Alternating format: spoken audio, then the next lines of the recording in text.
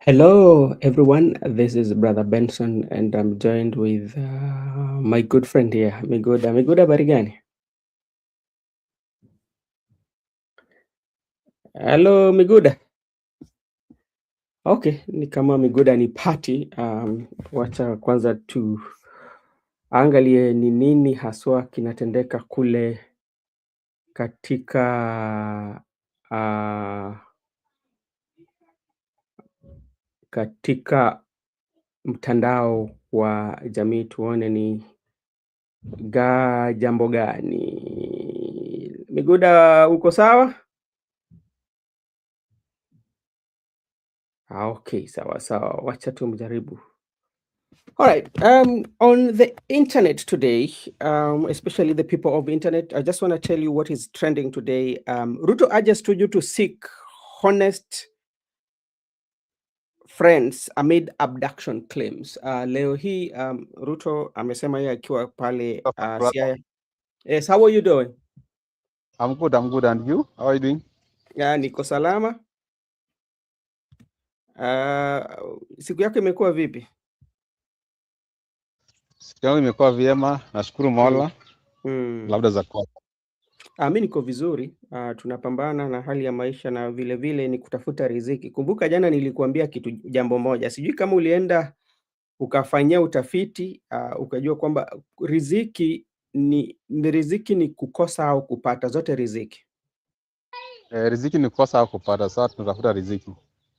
Sasa ukienda kutafuta na ukose, bado tutasema kwamba ulikuwa umeenda kutafuta riziki. Hivyo ndio maisha kipo, unaweza pata ama ukose. Ndio hiyo sasa. Uko vizuri lakini? Niko vizuri sana. Okay, asante sana. Tunangoja mwenzetu msimamo kutoka kule jijini Mombasa, tuone venye mambo lipo. Ebu wacha tuende, let us go on the trending to see what is trending on the internet, so that we can be at par with the rest of the Kenyans. Yeah. And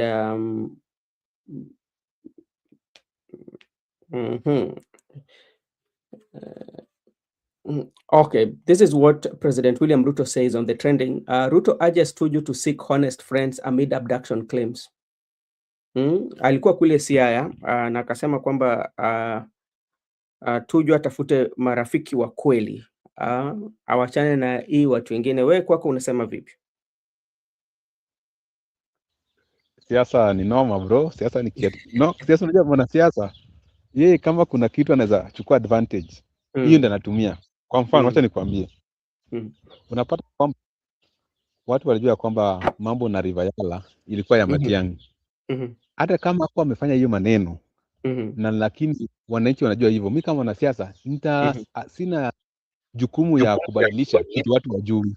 Mimi kazi yangu ni kuendeleza tu hiyo propaganda. Yule mtu wa River Yala. Sasa unapata mtu kama Tuju pengine huwezi jua kwamba Ruto alikuwa anataka hiyo shamba yake. Alafu sasa juu hizo sarakasi zote fanyika, kuna wale sasa anataka advantage kwamba kama angekuwa rafiki mzuri, angekuwa na rafiki kama sisi, angeteseka hivyo.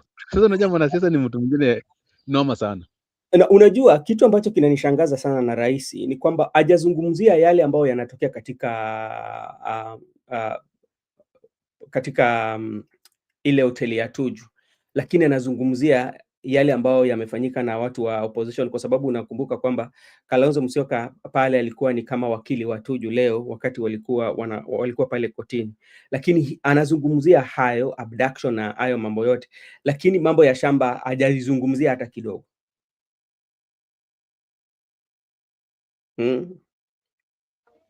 Kalonzo Musyoka sasa nakwambia hii siasa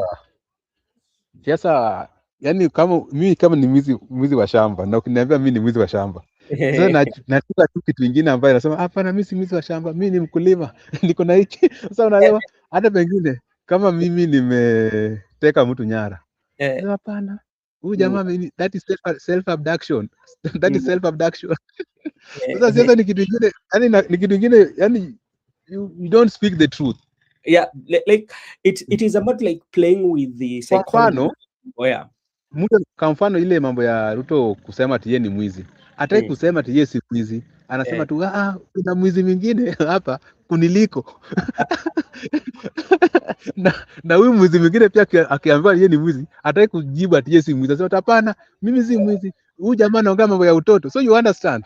No one is ready to admit the accusation. They are just there to accuse each other. Okay, thank you so much. Now, there's this part of Orengo that we need to speak about. Today, Orengo was, Ruto and Orengo unite for a 1 Kenya shillings 1 billion Usengepaya groundbreaking. You know, Orengo is one of those especially leaders who will always adhere to the constitution of Kenya.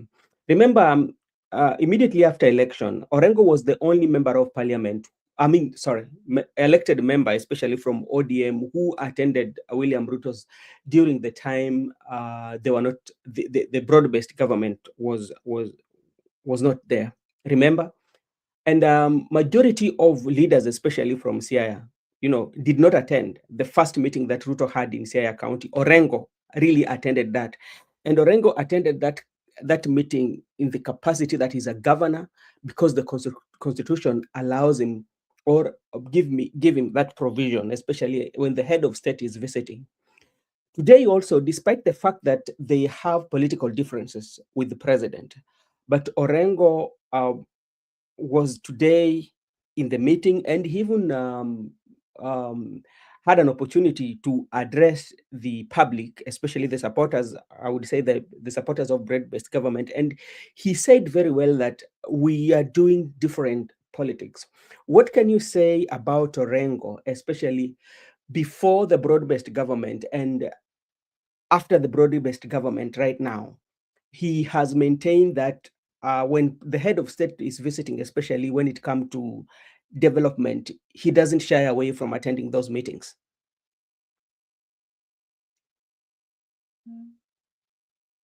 Hello, Miguda. All right. Let me wait for Miguda. I think he has like a problem. But as I was saying earlier about James Orengo, if you are very, very, very keen, before the broad-based government, when majority of the ODM leaders or ODM members, before the handshake of President William Ruto and the late Raila Amolo Odinga, Orengo was the governor who actually welcomed the president during those days, where ODM members, especially including even people like Atandi, all the members, elected members in this region, did not attend, but Orengo attended. Miguda, are you back? Yeah, and today also Orengo. Yeah, I'm back. Allow me to respond to that issue of Orengo. Yeah. What I know, and it's good that we have discussed this issue before. Remember, when there was no broad-based government, Orengo actually was in his statement that when Ruto went to Siaya, he actually welcomed him, and he stated very clearly that it is what we call coordination, a relationship between the county and the national government, that they have to work constitutionally. And today, they were not in good terms. Even after the party has made decision to work with the Ruto, but you find Orengo also as sincere that he has his own politics. In his own politics, he's playing the politics that he doesn't subscribe to Ruto's school of thoughts. Yeah. But he insisted that as a governor, he has that constitutional duty to receive the president. To me, he has been consistent on that. Yeah, so there's nothing wrong. He has been consistent. Whether he's in with the government or not, but he is always present there to welcome the president. Yeah, and this is what he said. Ruto, this is Orengo, I quote him. Ruto, we welcome you to Siaya as the president of Kenya. Please visit Siaya and keep keep coming back. I have my own politics, but I pray you return to Siaya. That is what James Orengo said. But also, you can see there's a photo, a video that is going around, especially when majority of young people were shouting. Some of them were praising Orengo, and some of them were shouting. But there's something that really we need to discuss, Miguda, here. And I think this is something that even the voters themselves and the leaders, they should tell the wananchi, especially um, uh, um, when politics, we should not be carried away with the emotions of politics. I'm telling you, not that I'm supporting Orengo, but I'm supporting any leader who comes from, especially from the lake. Until you lose that leader is when you will know how important that leader is. Sometimes Orengo might be having these political differences, and you might say that Orengo is not bringing any development to Siaya.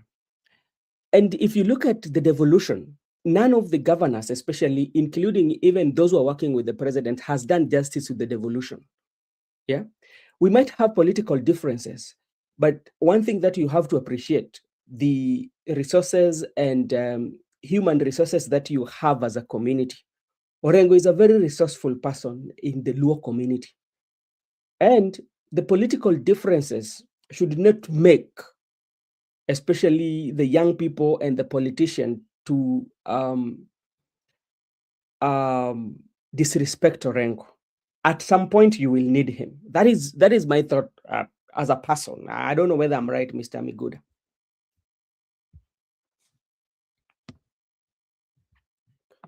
Yeah, that is what I think. Because at the end of the day, the politics will come and go.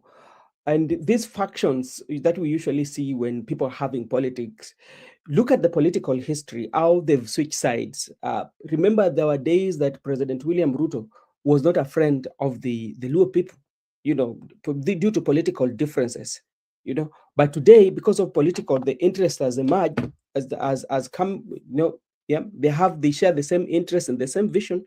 Is a good person right now, but a good person in politics. The same way, time is going to come. These are not permanent, Remember, there's something that will come out of it. Yeah, politics will come and go.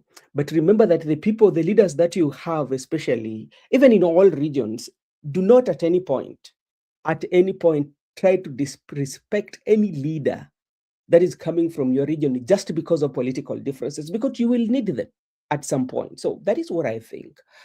Miguda, how are you doing? Okay, I just want to think along what you are saying, because to me, what I've learned that you don't need to push too hard when as a politician, because we find that at the end of the day, sometimes we come together, sometimes we agree. Friends becomes enemies, enemies becomes friends at one point in life.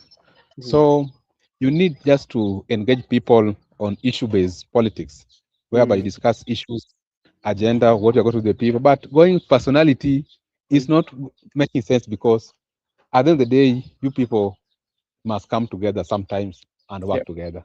It is not. It is always not impossible in politics. So just like you have said, Orengo is trying to play cool. And when today I saw him there, I also believe that we can, because today he present his case to the people that mimi niko na siasa yangu, lakini niko na jukumu ya kukaribisha rais Siaya. So unaelewa vitu kama hizo. So those are things that you need to be very sensitive. And remember, even Ruto has never attacked Orengo. Ruto has been dealing with Gachagua for past. What I understand, there's how I think politicians should play their politics. Issue based. Because one day you'll come and be in the same camp. And so I don't know. But remember, they have been doing this before. Yeah. And remember, but they usually do come and work together. So it has been a norm in this country. But I just want to say that as a junior politician, for instance, the people who are lieutenants for Ruto and Gachagua, they should sometimes allow these people to engage themselves, but they should try to make debate to be issue-based debate among the people. Let them not follow what the leaders try to mislead the public. Okay, for instance, let us just be very, very, because like we look at the entire Luo Nyanza as we speak today. We have Siaya County, Kisumu County, Homa Bay, Migori, and we have four, the Lake region. Yeah, we have four counties, right? We have Siaya, Migori, Yeah. Kisumu.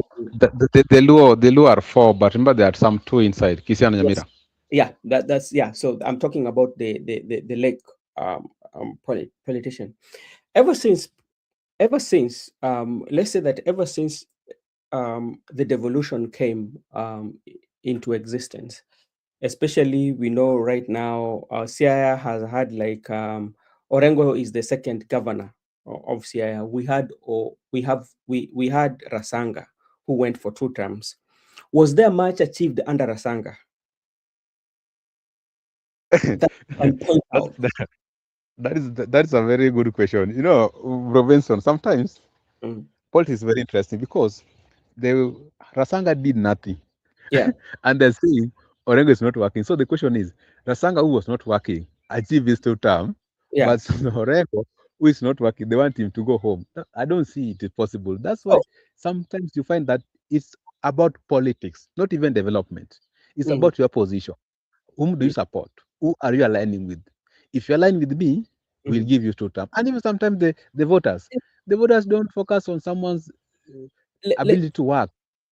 you see, Miguda, something that we have to agree here. The people who have been let down, especially even in these our counties, actually, they are not the leaders. The leaders have never been let down. The people who should be blamed for everything is uh, are are the voters themselves, because you're given an opportunity to vote for people who you feel could bring change into the county. But majority of these governors, if you look into it um, uh, and do great analysis on it, the governors were not elected that they were performance, but the governors were elected because the party that had influence on those areas. For instance, I'm just being very, very, very we've spoken about Rasanga.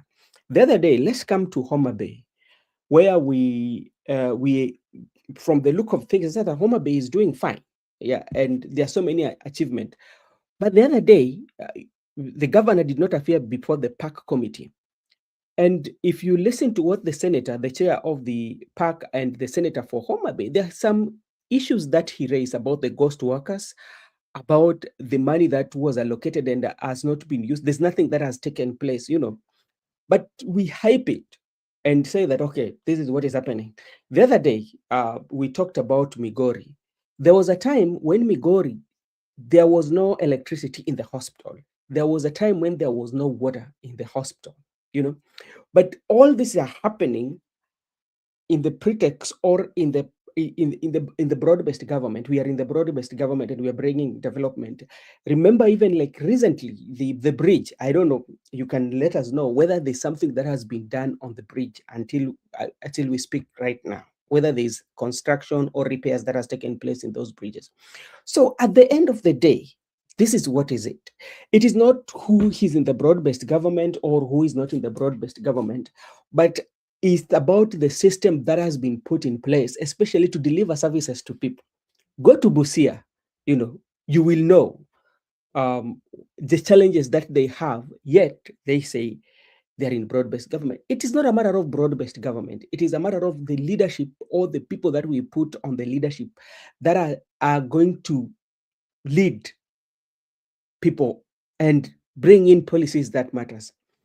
That is the baseline. It's not about the broad-based, it's not about the united opposition, it's about the particular individuals that you give an opportunity to serve.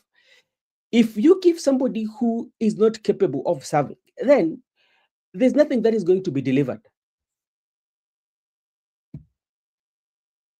That's what I think. I know usually discuss that issue, but it is true. Sometimes usually bring it about is always about the people who are elected leaders. I had to agree with you because you find out that there are some leaders who actually did nothing for the last 5 years. Then they are being given opportunity for second term, maybe because it's coming from my clan or my region, or because it's giving me penny, such things, and so on and so forth. So I want to agree with you that today it is true that is the people who are letting us down, not the other way around. Yeah, that is true, and they keep on. I don't know when people will get it right, especially when it comes to electing of leaders. I don't know when people are going to get it right. It is they've made mistake. They each and every electioneering, or each and every time they are having election, they usually make mistake. And how do they make mistake? One of them, manipulation. The politician has a way of manipulating the voters, um, um like like uh, I don't know, and whip their emotions. Like right now, look at what is happening in the field right now. We are going to discuss about it, especially um on what is happening, especially with the Tuju. For instance, Miguda, me and you know that even the hardest criminal, if you are sick, I've never seen a situation whereby the medical staff would come into a cell to check on a patient. I've seen several locations whereby even the criminal, a hardest criminal, they will be taken to the hospital under tight security. It has always happened, and that's why we are talking about system. Yeah. Yeah. And how I wish that the president would have talked about that, as he says that, okay, Tuju is not having honest friend. Yes, he doesn't have honest friend, but how do you let somebody seek a medical attention on the police cells? I saw that in the internet going around. Miguda, what do you think about that? That's a very good observation because you find out that even if there was, and how they handle the situation Mhm. can raise some questions. Yeah. Because if the president is doing about him not having good friends or good companies, Yeah. but he could have been also giving direction, or the state at large could have been giving him humanly treatment by allowing him to go to hospital Yeah. and get all the facilities. Because someone like Toju, in his capacity, is someone who is used to private facilities Mhm. and enjoying one of the best medication. Mhm. So even if you are in the jail and you are someone of that caliber, you usually get the better treatment. So if that is the case, then why can't they give him better treatment? If Yeah. even if that he is having bad companies, because now the companies does not handle the situation. It's the state that handles the situation. So that's very true, because how you handle the situation raises a lot of question. Yeah. Are you genuine, you yourself? That's what we concern, because if you are genuine, you could be giving him human treatment. Because even if you have someone who has committed murder, someone who has been convicted, Mhm. majorly they are being taken to hospital, not the other way around. The Yeah. Yes. medics not go to prison. Yeah, they don't, and because the constitution gives you that an opportunity to seek medical attention. And how many times have we seen, especially if somebody is arrested and they've taken to the hospital, you will see they are handcuffed in the bed, and the tight security, because they don't. But like, those are some of the things that provision of that constitutions provide. So the things are working other way around, and that's why I'm urging, the leaders, maybe even including the president. He has the powers, especially it cannot happen to Rafael Tuju, and this is something that is on the news, and the president talking about the president Tuju is having he doesn't have good friends, but his constitutional rights, especially, is universal, whether you have good friends or bad friends.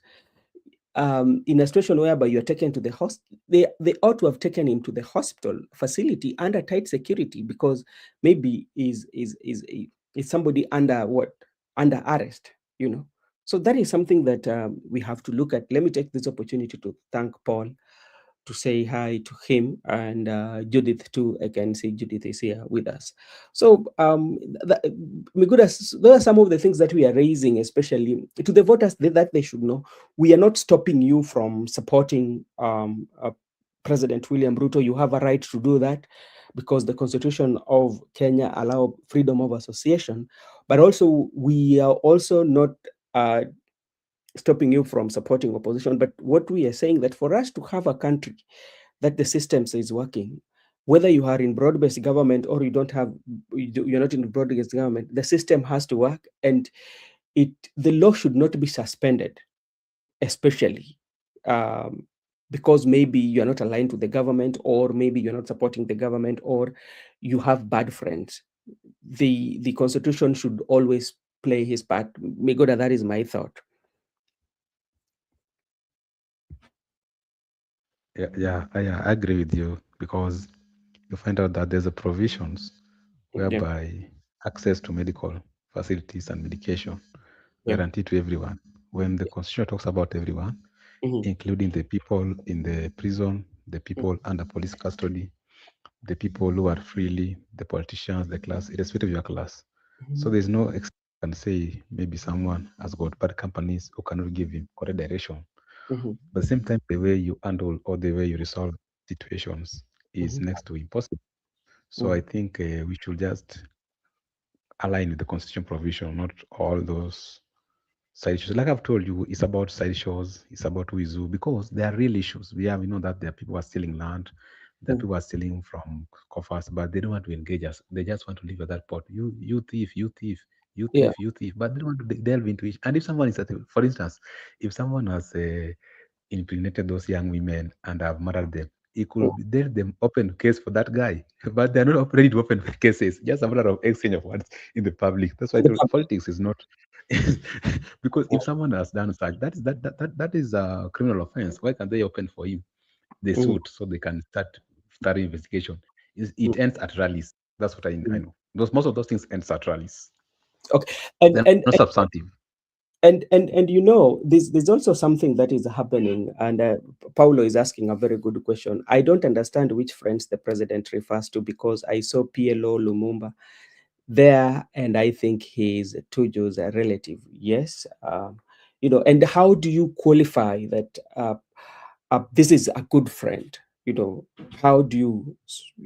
And this is also what is happening in the political field right now, because you find that those who are supporting in the united opposition, they would say how president is bad. At the same time, the president will say those are in uh, how, government are bad. But Miguda, there's something also that I need to weigh in your thoughts.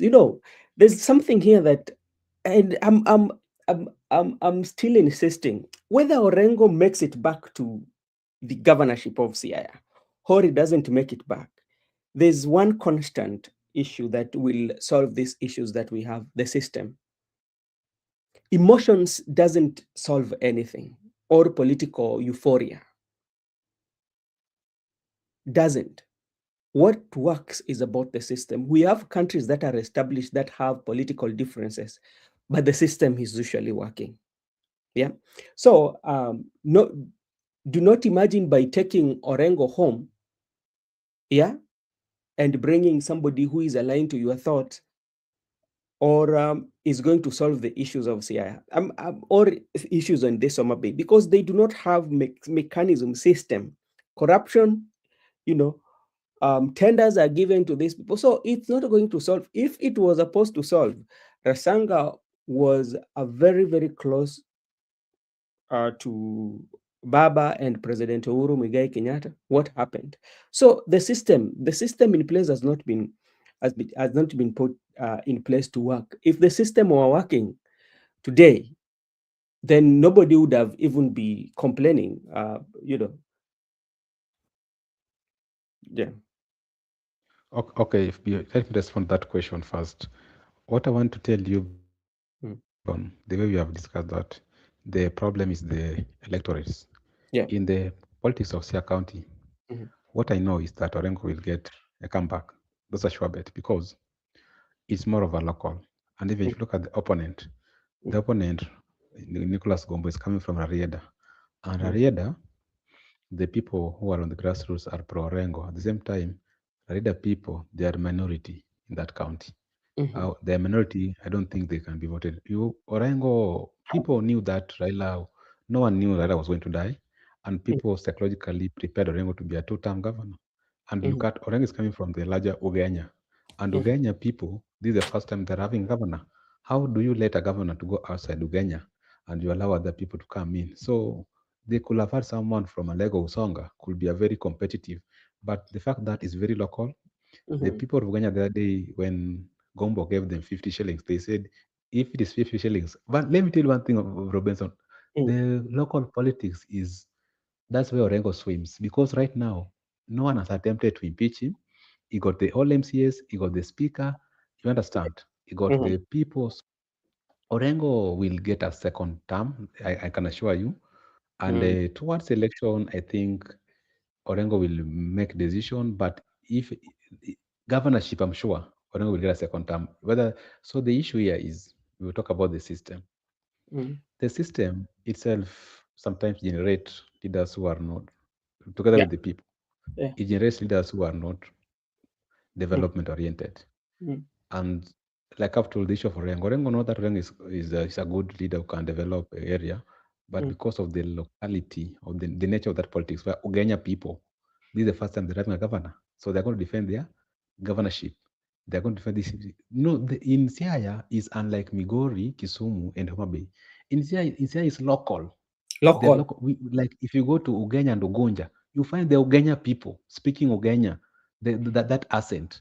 And Mm, if you go to Alego Songa, you find the Alego people, very local people. So it's a local politics whereby even the capital of the county, the Siaya, is in Alego Songa, the Alego people. So if you mm, look at the Ugenya and the larger Lego, mm, are going to make it. And remember, right now, the speaker also has gone to the minority.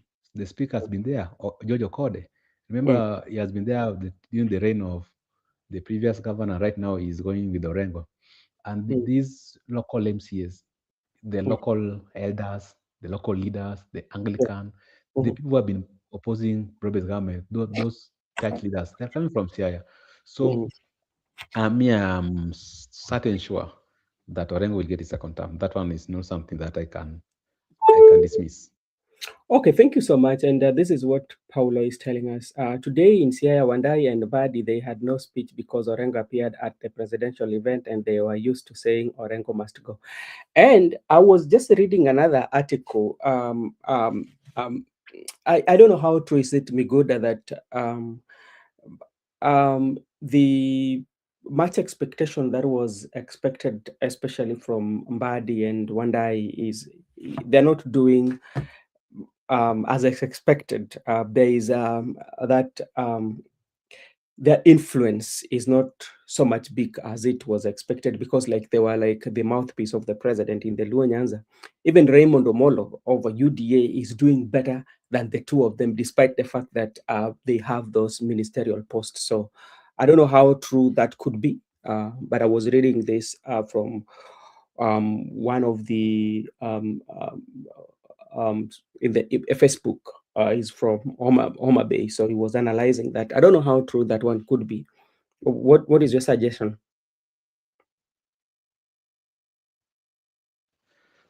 Orengo and no, Mbadi and Wandai, Mm, they were appointed, but they have forgotten the people. mhm, They have forgotten the relationship between them and the electorates. They mm, went to serve the master. mhm. And even the master yesterday, but one, reminded them that they should use common sense because they should know that they should know. You understand what I'm saying? He said Yeah. in Luo. I don't want Mhm, to bring it here, but so mm, even the masters realize that they are selfish. mhm, They are people who are egocentric, whereby they believe that it's only them, not the people. So they are being told, but remember the people. You don't eat alone. What about mm. your people? And Yes. they have been Orang has been their enemy. They have Mm, been calling him names all over, yeah. not trying to project what they're doing. So when Orengo came and appeared, they had nothing to say because now the agenda was there. Instead, people are pushing them that, Bana, you should be sharing with your kinsmen. Don't eat alone. and that's the reality. Even if you look at the ground, people are complaining that these people, what's up? We are the CS for finance, but they're not. There's no money in our pockets. You are the energy CS, but there's no power. That's why we want power. So maybe once Kenya power. So you understand. So it's something that they have been spotted. What I can say, they have been spotted. They have been spotted, and right now the people are aware that actually when the boss knows that they are people. Okay, thank you so much. Miguda, we know for quite some times, especially, I think is now 1 to 2, 10 to, amazing. I would say that at the maximum is 2 weeks now, ever since the trade of insults between the president and the united opposition leaders. And the president has continued to go on with the political insult, especially to the opposition leader. Yesterday, president called them foolish. And when you look at this is happening, let me play one clip, then we can respond. And who will be winning on this? Because, and how is this one going to shape especially politics, when now president, if you look at him launching the projects, you find that at the rallies or at the time of launching this project, you find that the insults of other politicians during the speeches whereby he says what he has done, but the insult of the opposition leaders, is on a higher note, and the opposition leader are not backing down, especially Rigathi Gachagua and president. Who is going to win this? Let me just play one of these, then you can react to it. I am a very proud farmer. In my farm, I produce hapa kwenda mbele from Siaya. Hapa kwenda mbele tutakuwa na nafasi ya ajira ya kila siku ya vijana 5,000 wa hapa Siaya. Mnasema tuendelee ama tuendelee? Tuendelee ama tuendelee? Sikizeni bwana. Mimi nikimaliza, mimi nawauliza watu wa Siaya, na waomba kwa unyenyekevu tukubaliane, tutembee pamoja, ndio tuondoe siasa ya chuki, ndio tumalize siasa ya ukabila, ndio tumalize siasa ya ubaguzi. Tuungane, tukae pamoja. Tumekubaliana, tunaunganisha chama ya UDA na chama ya ODM, tutengeneze broad base, tuunde serikali mwaka ujao. Mimi nawauliza watu wa Siaya, munasema tuungane ama tutengane? Tuungane ama tutengane? Wala wanasema tuungane, nione kwa mkono. Tuungane, tuungane, tuungane, tuungane. Bwana, munasema tuungane ndio tujenge Kenya, ndio tuende pamoja. Kuna mafala wengine wanataka kutugawanya. Mnajua ule mtu ya pepo ya ukabila anaitwa Kachieta? Mnamjua huyo? Huyo mtu ni bure zaidi. Mtu kasia. Sijui kama tunaelewana. Tuko pamoja? Mtu ya kuendeza ukabila, mtu ya kulete chuki kwa Wakenya. Mimi nawaambia, unajua wale jamaa wanajaribu ati kusema William Ruto, sijui William Ruto, sijui nini. Hata wanasema, sikizeni bwana, ati wanasema William Ruto sijui ako na shamba wapi, sijui ako na shamba wapi, sijui ako na nini. Mimi nataka niwaeleze, mimi ni mkulima, si namna hiyo, and I am a very proud farmer. In my farm, I produce eggs, I produce milk, I produce eggs every day, I produce milk every day, I produce maize every year. Hawa jamaa, kwanza kuna mmoja anatoka huko Kitale, shamba yake, ng'ombe yake ilikufa kwa sababu ya kupe. Mtu bure, shamba yake ameshindwa kulima, anakodesha kwa watu wanapanda nyasi, sijui wanapanda nini. Mwingine huko ako na shamba, hana 1 bush ya kahawa, hana 1 bush ya chai, hana kuku, hana sijui ng'ombe, hata hana kondoo. Is growing nothing. Huyo mtu nilimkuta ule Kachieta. Uhuru alimpeleka kotini kwa sababu ya kuiba mali ya wananchi. Nikampatia nafasi, akaenda akakuwa mwizi ya mambo ya kahawa, akaenda kuungana na cartel. Akaenda huko ati anapigana na pombe, akakuwa extortionist kwa wale wafanyabiashara. Akatoka hapo, akaenda akaiba mali ya ndugu yake. Bibi ya ndugu yake wanahangaika, watoto wa ndugu yake wanahangaika, na yeye anajaribu kutumia kifua to intimidate them. Ameenda mpaka akaua wasichana, alafu anataka kutuambia ataongoza Kenya. Mtu kumbavu kama hiyo anaweza kuongoza taifa ya nani? Mwingine ameenda akaiba shamba ya NYS. Kwa hiyo shamba hata kama ameiba, hapandi chochote, hafanyi chochote, he is contributing nothing. Nyinyi mnanielewa? Sasa mimi nawauliza, these people, you are not organized in your own place. Shamba yenu hakuna kitu. You cannot organize your farm. You cannot organize your family. You want to tell us you are going to organize Kenya. Which Kenya are you going to organize? Hawa watu wako na mbinu ya organize anything. These people are useless. Hawa watu ni bure. Ni bure. Ni bure. Ni bure sana. Ama namna gani bwana? Sasa mimi nawauliza.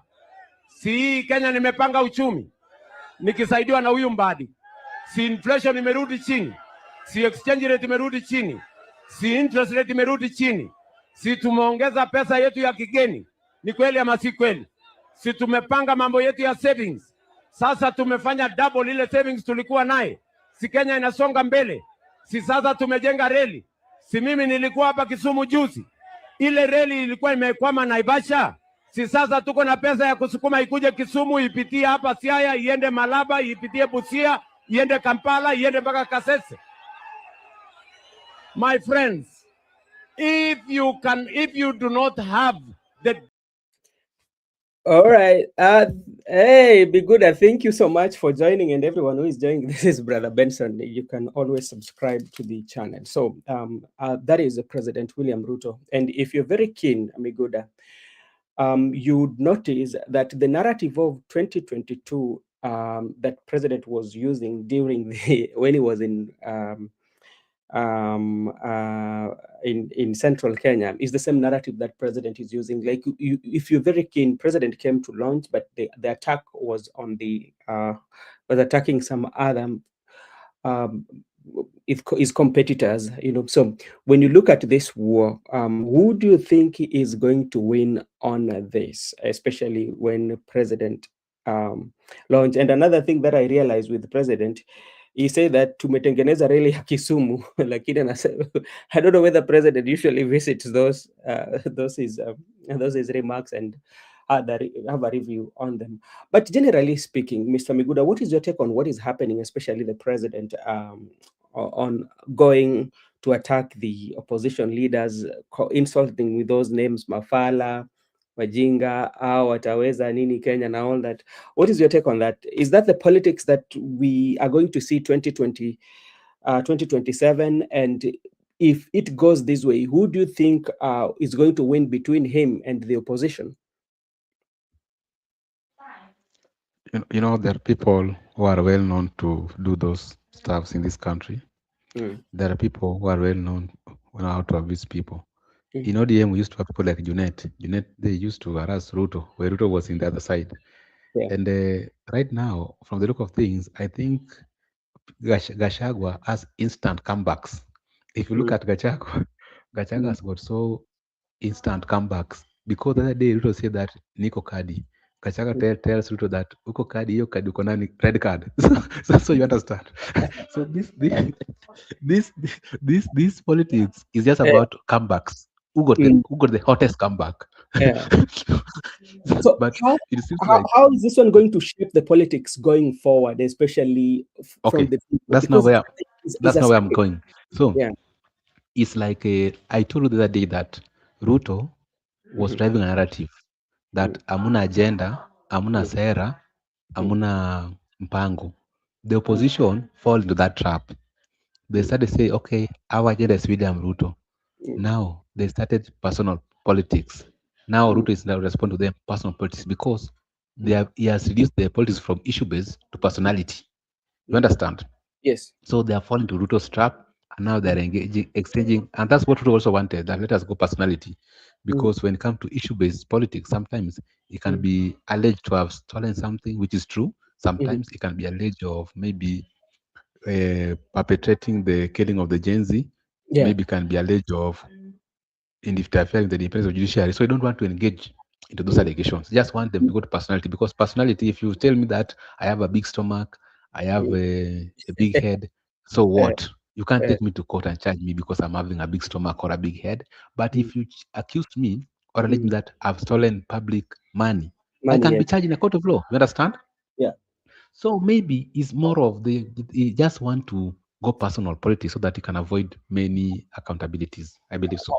Oh, okay. Let's also listen to one of this one also. An apparent escalation of low-road political discourse, President William Ruto today fired a fresh barrage of insults on opposition leaders, calling them foolish and useless, and referring to a male opposition leader as an aspirant for the position of the county woman representative. Speaking at the campaign rallies in Migori and Homa Bay counties today, President Ruto also accused his former deputy, Rigathi Gachagua, of murdering a blogger, asking the former DP to apologize to the family of the slain blogger. As Emmanuel Toh now reports, the president maintains that he will not back down on attacks, saying that the opposition started it.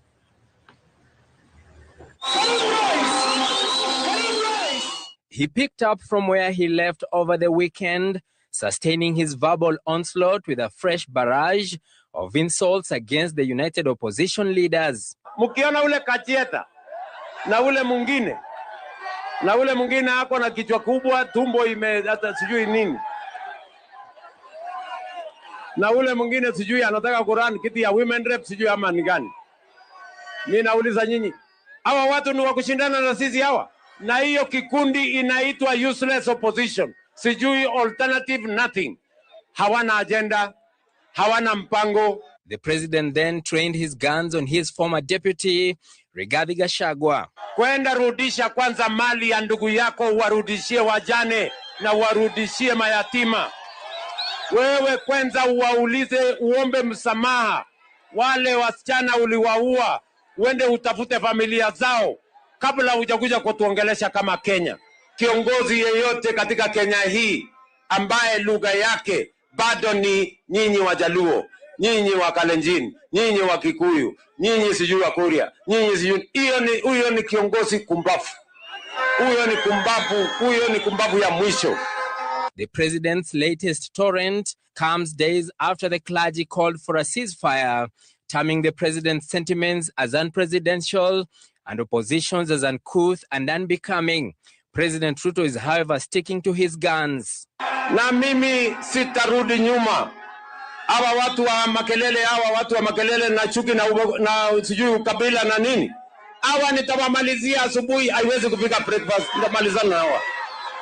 Nyanza hoye! The head of state is currently on a tour of the Nyanza stronghold. All right, we good. You heard about that, and now that is the head of state in the rallies, especially in Nyanza, and trading of insults to the opposition and all that. So when we are looking at it, and you look at even the religious leaders talked about it. And he said that he's not backing down on it because the united opposition started it.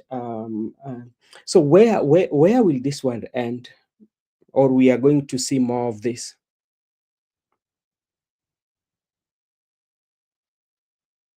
Yep. Miguda. All right, we are still waiting for Miguda. So this is to me, this is my take, especially. It is politics, and the politics of our country is about emotion. So, and the politicians have learned that the only way that you can get following is to evoke the emotion of the people. And talking about the murdering of the blogger that president is talking about, I think like if it is indeed true that Rigathi or whoever, I don't know, if it is alleged that he did murder that blogger, then the president has the power to let the authorities to initiate investigation, and the compensation should be done. But I can remember the same, I think like she's talking about the lady. I can remember there was a video that going around that the president actually called the mother and sent his condolences and said to the mother how the lady was, somebody who was working with him. And when he got into power, those are some of the things that you would initiate. And, you know, I don't know how it is going to work. Miguda, what do you think? Okay, that is politics of the day, but that's how politics works. But we will be monitoring and you know, watching and see who is going to win at the end of the day, and how is this one going to bring votes, especially for the president. And remember, president is also when it comes to politics, he knows what to say and when and where to say it. I do not think, for me, if the president was in the central, he would say that. But the president also is very keen. I can remember in 2022, if you were very keen, when the president was campaigning during the 2022 general election, if you go with those clips, you will find that the president did not attack Uhuru Muigai Kenyatta until the last minute. And the last attack that he had on the president, Uhuru, was, where usiwe watoto wangu, eri unini. Unaona ile mambo. So president is very tactical and very calculative, especially in politics. And as Miguda said earlier, how is the opposition how are they going to deal with it so that they should not fall in traps? So they should remain on course and be issue-based. Because at the end of the day, if you are going to engage the president on trade and insult, and yet you're not telling the country, especially, what you want to do, so as they might be trading all this, the opposition also should come up with the strategies on how are they going to engage the president, especially how is he going to engage the president, especially when it comes to the issue-based versus the political insult, and how are they going to get, and how are they going to make their followers to understand that this is not the kind of politics that we want to do, because that one is running away from real issues. Even the opposition now, they will be running away from real issues. They will not be, instead of telling Kenyans what they want to do, they will rebattling the president, and that one is going to lower the bar, especially when it comes to politics of our country. Yes, Miguda. Okay, let me come in first. Let me also say that Ruto is very tactful. Yeah, I agree with you, because even if you look at his visit, he targets. He doesn't visit the towns. He targets the villages. He's going to the villages. Like he's going to the village in Nyanza. He goes to the villages and meet the people at the village level. And very tactful. He's going per constituencies, but going to where people are. He doesn't consider in the town center. And even when he commissions any project, he targets like health, the local people, the roads that serves most of the people in that region. So in terms of tactful, I can say in driving narrative, is ahead. Moving tactfully is ahead. The opposition right now should know how to be self-made, whereby they have their own narrative and they also have their own movements, how they can move to the part of the. Remember, Ruto is moving even to the Mount Kenya, but opposition has not gone to Nyanza. Remember, have you seen that one? So they should also have a tactful way of moving in roads where Ruto have a strong base. And in terms of utterances, he knows, he has been in this field for quite a long time, and he has played with the enigma, the greatest of all time. Raila Odinga has been his opponent, remember? And Raila Odinga also, he has been in the academy of Raila Amolo Odinga. And remember, he has also competed against him, combined with Uhuru Kenyatta. Very tactful politicians, experience with money, and he won against them.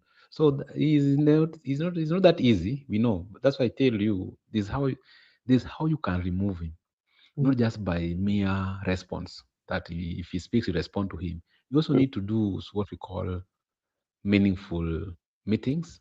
You need to do meaningful engagements, and also try to engage the system, because Okay. the same system that's going to determine will become the president. So even you need to interfere with the system, because even him interfered with the system when he was outside. So remember. Yeah. So it's not a matter of responding to him or insulting him. Is you also have to move strategically. You know, politics is about strategy. If you don't have a strategy, politics, my friend, let me tell you today, no strategy, no winning. You can't just win from the clouds. You must win with the strategy. Okay. All right. Thank you so much, Mr. Meguda. Let's pause again on the issue of political insults and exchange between the president and opposition. Let's look at ODM. There rift that is emerging, especially in ODM. The other day, I was watching some delegates from Western Kenya. They insist that they might not attend the SDC. This is a special delegate conference for ODM because they believe there's a court case that is pending. And how is that one going to affect the event? And also, the coastal leaders, including the governor for Mombasa, has said that if the DP position is going to be given to ODM, it should be for Joho. That is the reducible minimum that they are asking for. They saying that Joho or the people at the coast have always worked with Raila Amolo Odinga, and these are happening when they're just about few days to go to their SDC. Um, what does this one mean? And before even you answer that, when you look at the photos of the people who are attending President William Ruto's rally, especially or development, majority of them are in the yellow caps, the UDA colors, as compared to ODM. And remember, these are ODM right now, where President William Ruto is touring, is ODM zone. What does that one speak? Does it mean that the UDA or the people who are organizing these rallies, the president team is more well organized than ODM?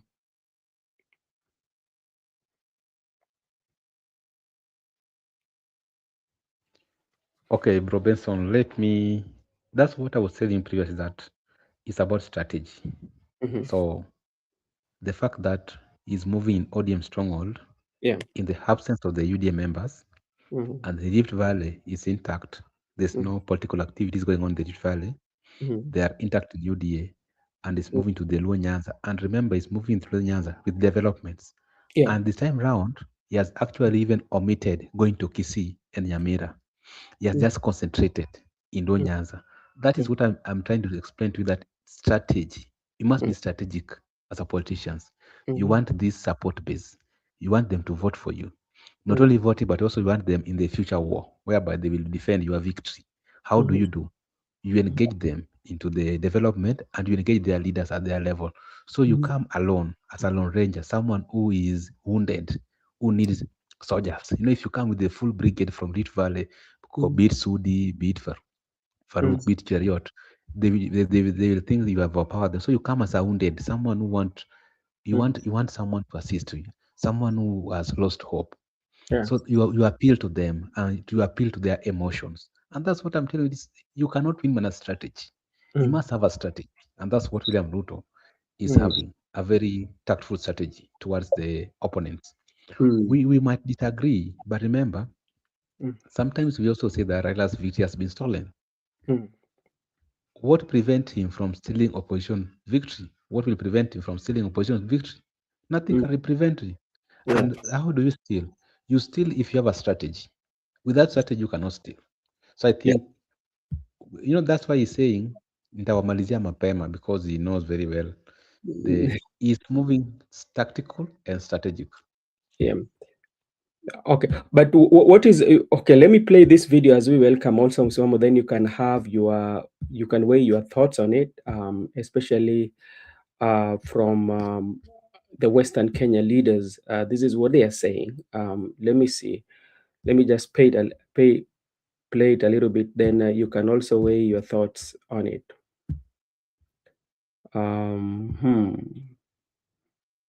Delegate conference huitwa kuratify.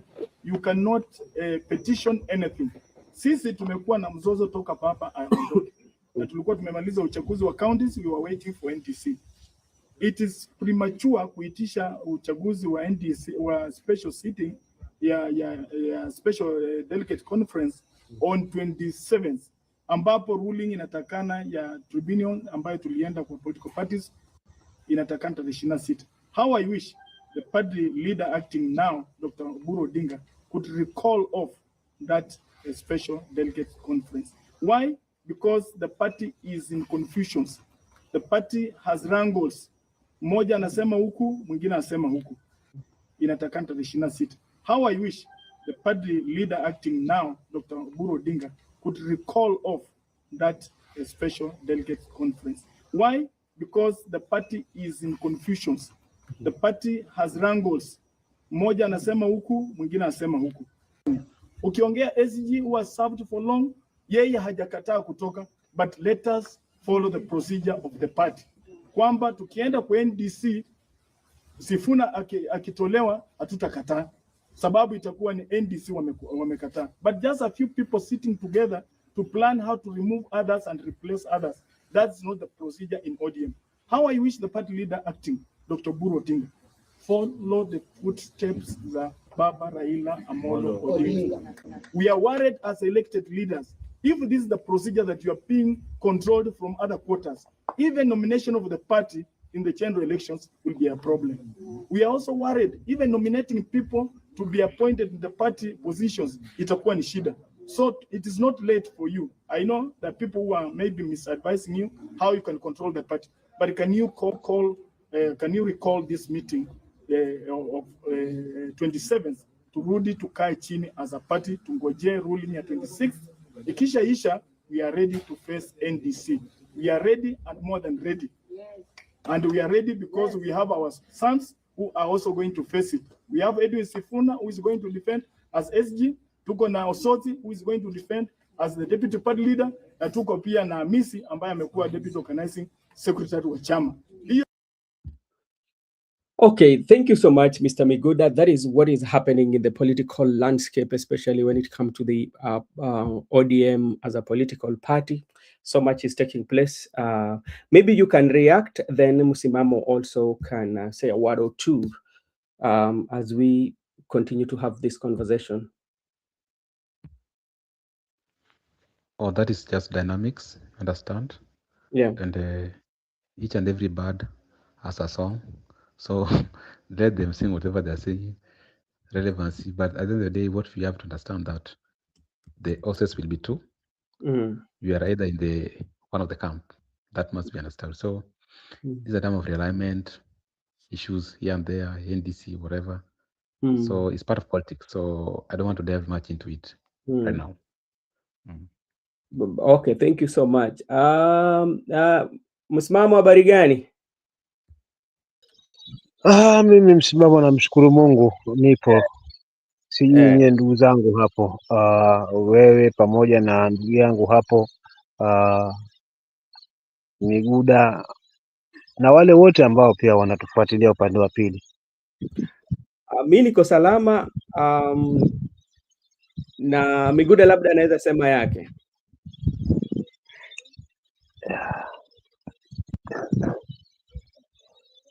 Hello Miguda.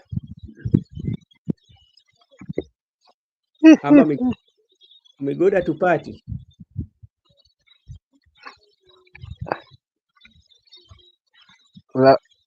Anyway, naona nataka kucheza video labda kingine hapo, labda nisubirie kwanza wacheze alafu ndo na mimi niingie kati.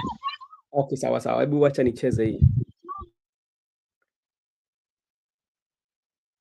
Inside the Orange Democratic Movement Party ahead of Friday's National Delegates Conference, with rival factions intensifying lobbying across the country. While a section of leaders from Western Kenya are threatening to boycott the conference, Coast leaders are using the moment to push for Cabinet Secretary Hassan Ali Joho to be considered for Deputy President's position in the 2027 general election. As Violet Auma reports, The developments now place ODM's leadership under growing pressure to contain internal rivalry. ODM. With only days to go before ODM's National Delegates Conference, the party is staring at a critical test of unity.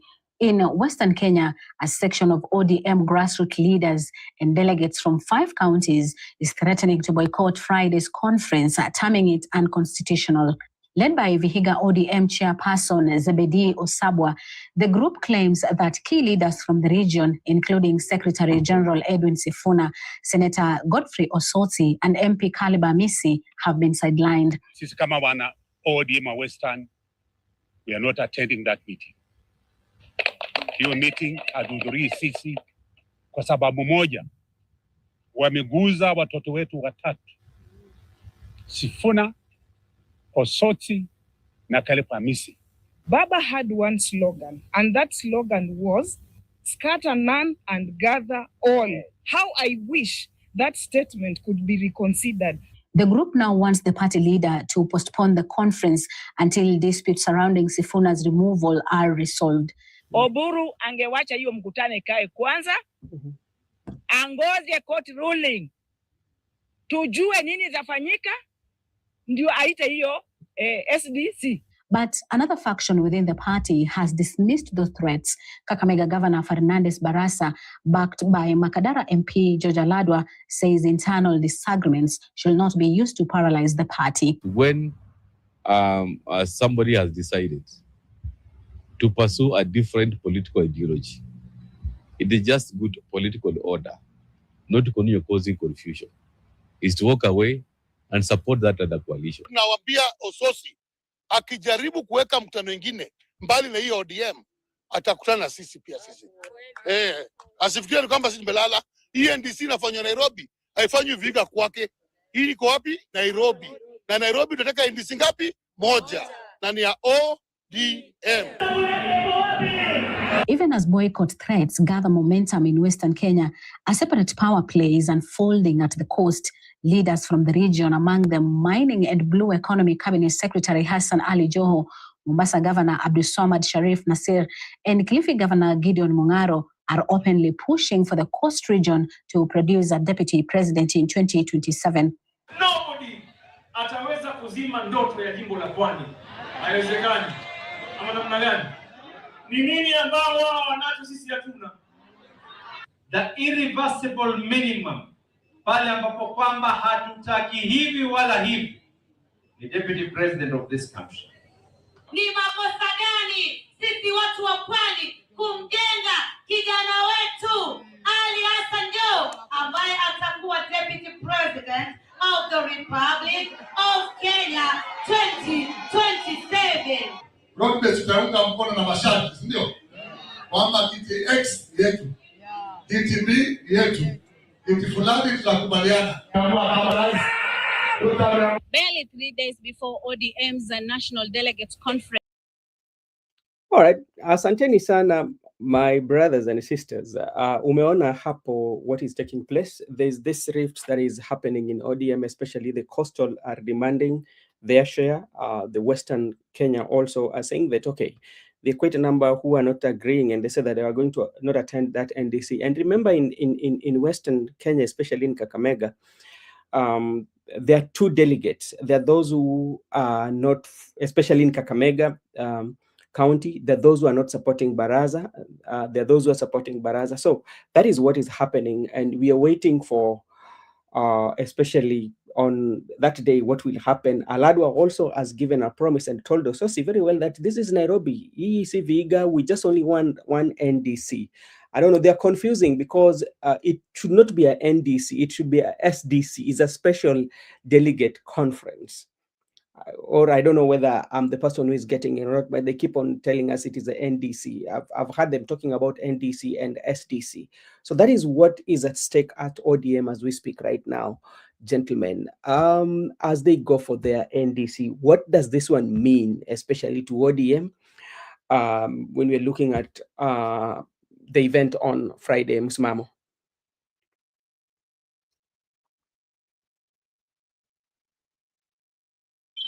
Kaka, Mimi sina mambo mengi hapa ya kuzungumzia kwa sababu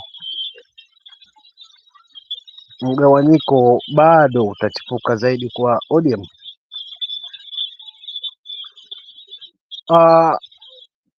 Unajua, karibu wiki hii yote tumeshuhudia haswa Nyanza na viunga vyake, yani eneo zima lile, mambo ambayo yanafanyika kule, yani hakika kwamba viongozi wale ambao wa ODM na UDA wakiwa kule na ahadi zile ambazo zimeweza kuwekwa zikitimizwa, lakini vile vile pia viongozi wakizungumzia kila mbali kwamba hayo ndio manufaa ya broad based government ambayo wananchi wa Nyanza wanafaa kuweza kuyapata, maana ni kwa muda mrefu hawajaweza kupata haswa maendeleo kama hayo wala nafasi kama hiyo. Lakini kikubwa pia nao wanalilia hiyo position ya deputy president kwa sababu Wanga yuko pale, na nadhani hiyo nafasi ni kama imemwelekea kimtazamo wangu. Sasa turudi sasa katika uhalisia wa maneno, ujue kwamba mdomo ndio unaofunga ndio unaokomboa, ndugu zangu. Katika hii hali ya kuweza kunadi siasa Nyanza si vibaya, lakini sasa imeondoka sasa katika the original ODM stands. Unaona, sasa kila mtu ana demand, kwa sababu wao wamedemand, nao cost wana demand, na wengine pia watademand sehemu nyingine ndani ya hiyo ODM. So mvutano huu tusitafute ugonjwa mbali. Ugonjwa ni huyu jirani aliyoingia, huyu aliokaribishwa haswa na kuitwa ndugu, na sasa kuonekana yeye ndio mkombozi mpya na huu kuhuba ambao upo. Kwa nini? Asilimia kubwa pwani viongozi wetu wote wamesimama na misingi ya UDA. So it's like wanagonga gogo kusikiza mlio, na mwisho wa siku kila mtu atatimuka. Na hawa ambao tunakuta kwamba tunaona kwamba wana demand ndio ambao wataweza kutoka tuona kurudi UDA kimtazamo wangu, na watasema sisi tulikuwa na mapendekezo yetu ndani ya ODM lakini hayakutekelezwa. Mambo hayo yalitekelezwa upande mmoja peke yake Nyanza, wao ndio wamefaidi na sisi pia tumekataliwa. So katika hiyo hali hapa naona safari ya wengi wakienda haswa UDA, especially haswa mambo haswa pwani. Hawa viongozi wote wa ODM ambao wapo, mimi nasema kwamba wote wana dalili kubwa ya kuweza kurudi kwa chama cha UDA. Kwa mfano, tumeona kwamba imejitokeza kwamba haitaweza kusimamisha chochote kile, wao wataacha watu wa UDA. So it's like mwisho wa siku hiki chama kitabaki ile moja kama tulivyotabiri tangia awali kwamba kitabaki Luo Nyanza. Kwa sababu tayari kama ni upande wa Western tumeona kuna mvutano. Umaarufu wa Baraza na umaarufu wa Sifuna hatuwezi kulinganisha. Unaona? So already kwamba kule tunajua haswa kule wanasimama na nani kama ni Western. So kiukweli ni kwamba mwisho wa siku hii karata itabaki Luo Nyanza, na maendeleo kama tulivyoona kwamba wao ndio waasisi, ODM imetoka kwao, wao ndio chama, lakini mwisho wa siku jamaa watatimka kwa sababu kila mtu atataka fair share, na viongozi hapo wamedemand kwamba we need fair share. Yes. So hii kitu ya fair share ndio mwisho wa siku wala atakuwa hasa hawajapata hiyo share inayozungumziwa, basi watafuta nyumba ya kujificha. Na kweli ninavyoona haswa kimtazamo wangu haswa hili la Joho, hii ni safari ya kuweza kuwagana sasa na kuwapa kujaribu kuenda na hapa wa viongozi ili kusudi kama hawatapewa hii nafasi maybe ya kuweza kutoa makamu wa rais, basi watatafuta nyumba ambao wataweza kukaa. Maana sema ODM ni kweli tulitoa mapendekezo yetu, lakini kana kwamba sisi hatupatilizwi. So ni mpango uko hapa. Kwa hiyo huyu jirani aliyokuja haswa kaja, lakini kaja ndio na haya maendeleo na power, lakini tukumbuke chama keswa kinaelekea wapi. Je, umaarufu huu ambao ulikuwa na chama utazidi ama kitaonekana ni chama ambacho sasa ni Waluo ambao wameamua kuungana na Waluo, wameamua kuungana na Wakale na wameamua kutengeneza serikali, then hawa wengine watakuwa wapi? Kanga wenye chongo. So wajiuliza wa viongozi wa ODM, ndio maana nasema warudi drawing board. Bado ni mapema. Bado ni mapema. Haswa huo mkutano wa Ijumaa, warudi drawing board, walete wafuasi wao wote, wakae, wasikizane maono, wakae chini. Hii kwamba tayari meli shangwa nanga na wako safarini, watakwenda, lakini mwisho wa siku watakwenda kujipata meli hii ndani haina abiria. Mimi nitaachia hapo, asante. Okay, asante sana.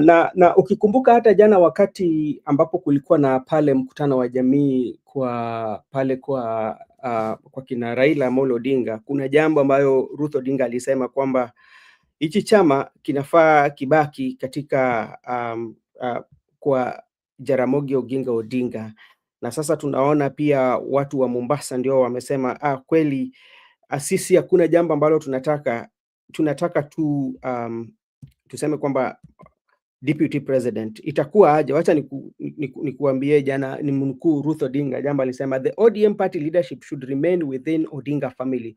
Oburu is the party leader and if he is tired of ODM leadership he should leave it to Raila Jr. Even I can be a party leader but it is not going anywhere else. Hayo ni msimamo wa Ruth Odinga.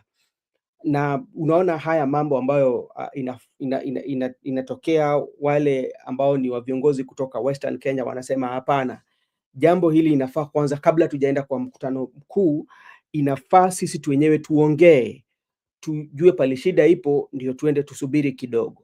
Na vile vile watu wa Coast pia wanasema sisi tutaenda, lakini iendapo kwamba tutakuwa tunapata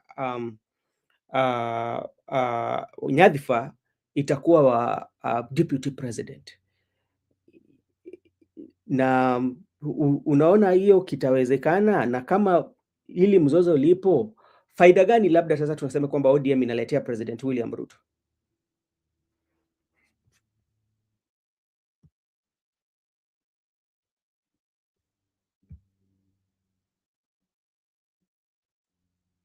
Haya. Kaka mimi wacha nikwambie kweli. Kwanza kauli ya kusema kibaki katika familia ya Odinga, mimi sio ni jambo la tija. Kwa sababu muhimu ni ukuaji wa chama ule ambao ulikuwa upo kasi ile. Na uongozi haupangwi na mwanadamu, unapangwa na Mungu. Ikiwa ODM watakaa chini waone kwamba hiki chama kuna mtu ambaye ataweza kukisimamia vizuri katika legacy ile baba ambayo alikuwa nayo, na akipiga mshindo watu wanamsikiza, watu wanatoka kwa ajili ya kuweza kusimama kwa ajili ya taifa, kwa sababu hiyo ndio misingi ya ODM. Ina haja gani kwamba lazima kibandikwe muhuri kwamba lazima kiwe chama cha familia? Na kama kitakuwa chama cha familia, je, wale pengine hawatapendezwa na hilo, itakuwaje? So kwa kila jambo ambalo sasa hivi nimefikia, ODM ni kwamba imeyumba, kwa sababu mahali ilipoingia ilipotia uguu sipo. Na sipo kwa sababu wengi wa wananchi ni ile basi tu, kwa sababu viongozi wamewaziri na ni watu wao, pengine watu wa nyumbani na ni watu wa karibu. But for him, ODM mimi kimtazamo wangu wana chance ya kuweza kufanya huu mkutano wa Ijumaa kuwa ni mkutano utakaoshangaza hili taifa, kwa kuweza kutoka sasa na maneno yale ambayo yanategemewa haswa na mwananchi, kusimama pale ambapo wanasimama haswa kidedea. Hii swala kwamba ni power, sisi tuko hapa, tulifanywa hivi, tukafanywa vile, na this time around seems like inaletwa katika ujamii. Na kama zikiletwa katika ujamii, kuna huo mzozano sasa wa familia, sema hatuachilii hiki chama kitabaki hapa hapa. Kwani Luo Nyanza hakuna viongozi wanaoendeleza hiki chama, lazima familia tu. So kwa kweli mimi sina usemi kaka hapo. Lakini unaweza karibisha jirani akawa na neema, na ukakaribisha jirani mambo yakaharibika zaidi. So lazima uangalie, na pia unaweza oa mambo yakaharibika zaidi. Tofauti na kabla hujaoa. So hizi ndoa hizi tuziangalie, hii ndoa hii mimi nitaachia pale kaka, lakini kwa kweli ODM mimi ni chama nilichokijali, nilichokipenda, kilikuwa chama changu cha damu haswa before hata nifanye maamuzi ya kutoka ODM. So nikiona ODM inayumba, si bado zile chembe na muhemko bado upo. Na nitakizungumza ODM mtake mtu mpaka nione kwamba kweli imeshindikana, lakini kweli wa mambo ni huo kaka Benson na ni Ben kwamba ODM wakae ni Friday.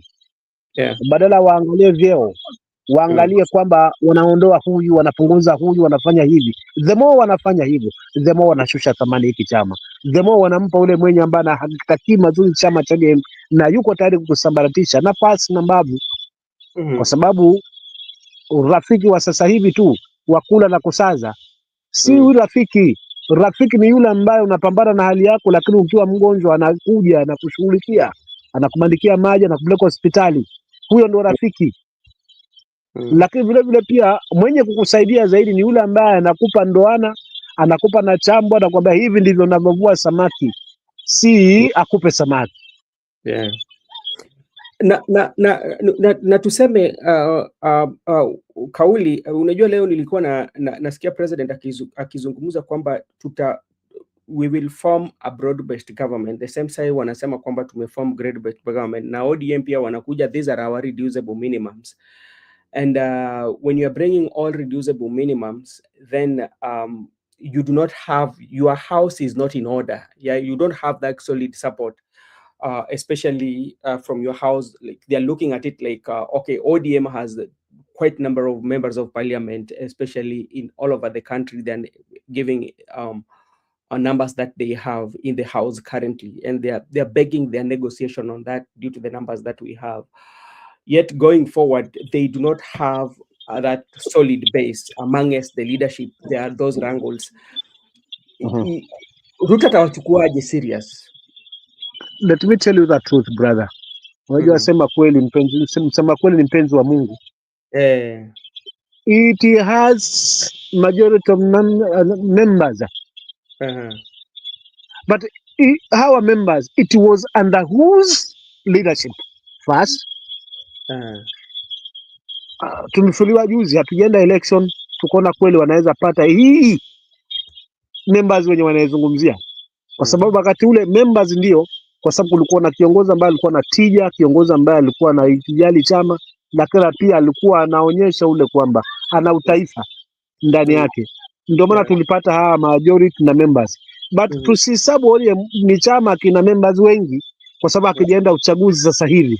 We do want to see 2027 now, tukirudi hapa Mungu roho zikiwa hai, tuone kweli bado je kimeweza kupikwa vyama vingine vyote na kuweza kuwa na majority ya members na vyama na viti.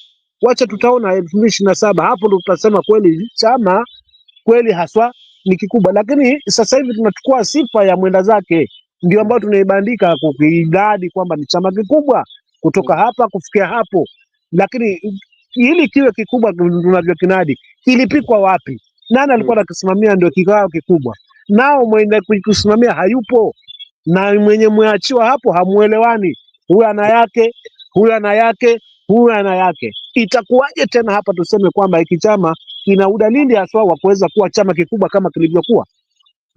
So hii narrative ya kwamba tunaitumia kwamba ODM ni chama kikubwa, have a lot of majority of members of numbers of na viti, tunajidanganya, kwa sababu mwenye kushikilia hiyo majority na numbers ODM ilikuwa imetulia, ilikuwa na minong'ono, lakini chini ya carpet, chini ya maji huko ilikuwa hatuwezi jua kwamba ni nini haswa. Kitambo likizuka mambo yashatengenezwa.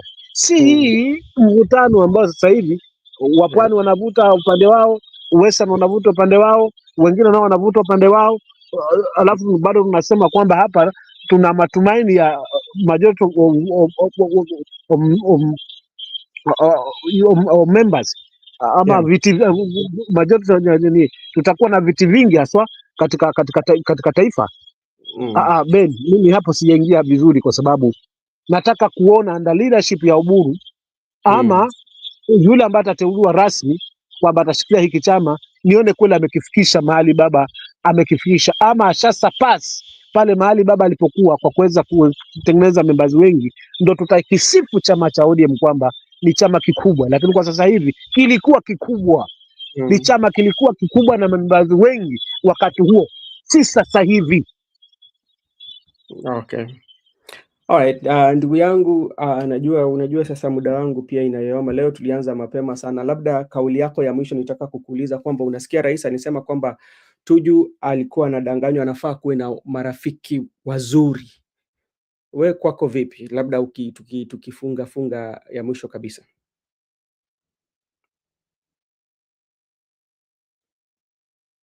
Ya, amesema Tuju amekuwa amesema Tuju should have honest friends like him. Hapana, mimi hapo sasa sijui. Labda kama yeye wenye wanamwambia ukweli. You know, sometimes let's call a spade a spade. Tusiseme ni kijiko kubwa hii. Hii sarakasi ya Tuju. In fact, wakuwa mstari wa mbele. Basi ingekuwa ni serikali. Mahakama tunazo. Mahakama kesi imefanywa nje huko. Ndio imeletwa hapa. Kuna mambo hayaendi sawa. Wacha yapelekwe katika hali ya usawa. Wacha hii iwe na fair. At least tuone kwamba pia imewajibika, at least mtu wetu asije akakosa mtoto na tena hiyo mbeleko nayo akakosa. Unasikia babu, ndugu yangu Benson, Tuju ni wetu, ni kiongozi amesimama hapa, amesaidiana na hili taifa, amekaa katika nyadhifa tofauti katika hili taifa. Kwa hiyo kama kuna mambo amekwenda, ndio kuna agreement wamefanyiana na hiyo hajaweza kulipa fine, but still yeye ni mtu wetu. Kwa kama kiwanja na mali yenye iko pale ndani ya kiwanja, thamani ya kiwanja haimezidi thamani ya mali, lazima tuangalie at least tuone kwamba pia serikali imeweza kusimama na mahakama zetu kisawasawa, kuona kwamba at least haezi kosa mtoto na mbeleko pia akakosa.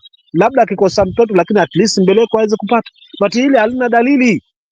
Lakini kwa sababu limekuja wakati mbaya, linataka kuvuruga mazima mapenzi ya Nyanza, dhago wamekuja na hii kauli kwamba Tuju ana wrong ana marafiki wabaya.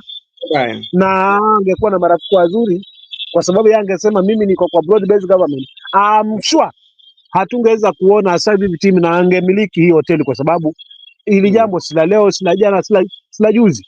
Na ukifuatilia kwamba haswa wale ambao wanaimezea mate pia hoteli hii, unakuta sometimes kama labda ni bloggers na mambo ya uongo na mambo mengine, ni watu ambao wako haswa katika hili taifa ambao wanaimezea mate hii. Ndio chanzo haswa chimbuko hili, kwa sababu mwisho wa siku itaishia katika mikono yao. So hapa tunadanganywa haswa, kwa sababu ukweli kwamba mambo yataharibika kama Tuju atapelekwa alikuwa anapelekwa, mambo yataharibika. Huku uba ambao tumeuona juzi Nyanza na miradi hautakwenda huku. Mwananchi hata angalia hapa, ataangalia ni nini ambacho kiko mbele yangu. Na ndio maana nasema ni urafiki ambao mwisho wa siku tutakuja kutamana kule mbele, baada ya kwamba mambo yashakwenda, kwa sababu sasa hivi kishaumana. Unajua tuna msemo nikimalizia kwamba kikishikwa kina malizi yake na kikiachiliwa kina malizi yake. Sasa hiki kimeshikwa kina malizi yake, lakini tusubiri pale mwisho kitakapokuja kuachiliwa, je, kitaliaje? Asante. Asante sana kakangu. Kesho tutakuwa na mazungumzo hii mambo ya tuko kadi, na utaona kama tuko kadi itakuwa ni njia moja ambapo Kenya yetu ama nchi yetu itakuwa inapata ukombozi. Hayo tutazungumzia hapo kesho, na yale ambayo yatakuwa yanachipuka katika kisiasa, kwa sababu ni mambo sasa imeshika kasi sana katika eneo mbalimbali za nchi. Wa vijana wadogo wake wanaenda lakini niko kadi si pia kiongozi wetu wa taifa, na yeye pia niko kadi. Wamesema hivyo. Tunataka kusema italeta mafanikio ama italeta upinduzi wa uongozi katika nchi. Italeta kama itafanywa katika njia ambao hao vijana watakuwa wamejipanga kisawasawa, na wachukue kweli kadi zile, wajipange na tuwe na unanimous vote, italeta mabadiliko. Shida ni kwamba who are we dealing with? Hiyo ndio swali lazima tujiuliza. Hiyo tu ndio swali nataka tujiulize, who are we dealing with? Ni mtu ambaye anayumba, then tukipata hilo jibu, alafu hawa vijana waendelea sio kuyafanya yale ambayo wanawafanya. Na si hawa vijana tu, kila Mkenya anafaa sasa kuwa na kadi yake haswa, ili kusudi haswa tulitimize hili kwa njia ambayo itakuwa sawa. Kaka, mimi acha nikuache, alafu nimjibu dada yangu hapa. Amesema msimamo kidogo naelekea na kijina fundo, maana unaona endelea nikipata mbavu, lakini unajua ni ulevi huu, ni kama ulevi huu. Mimi nisipokuwa show sijisikia amani kabisa, kwa sababu hapa ndio nimepata ndugu zangu, nimepata everything. Nilikuwa lonely, nimezaliwa mimi tu, So since nikiwa hapa kwa show nimegundua kwamba kumbe hata kuzaliwa peke yako si tatizo. Unaweza tengeza na ndugu, ukakaa na marafiki. Sometimes hapa na yani nimekuwa na marafiki na ndugu kiasi kwamba najisikia amani zaidi. Ndio maana papa hapa. So msimamo sipachukuli padogo tu hapa, na pachukulia kwamba yani katika maisha yangu sehemu moja yangu ya maisha yangu. Asante. Okay. Asante sana ndugu yangu, kesho najua tutaongea, lakini pia jana ulikuwa umesema unanitafuta, ni kama ulikuwa umeenda ukasahau. Sasa hebu tuongee nyuma ya tent wenye ulisema jana. Kwa hayo machache, wacha nichukue nafasi hii kushukuru Judith na Paulo, kwa wale watu ambao wote walikuwa wanatutazama na wakupata nafasi ya kuandika pale katika comment section. Pia tunasema asante, hadi kesho tukutane muda huu hapa hapa. Asanteni sana.